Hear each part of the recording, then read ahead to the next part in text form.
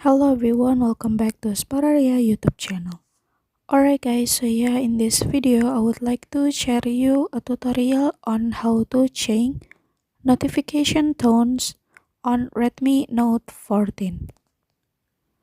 Alright guys, so yeah, if you guys feel bored with your notification tones that already so don't need to be worried because on Redmi Note 14 is provide a lot of notification tones from a various genre of music so that you can choose it as you want easily. So yeah, now without any further ado, let's get started to the tutorial.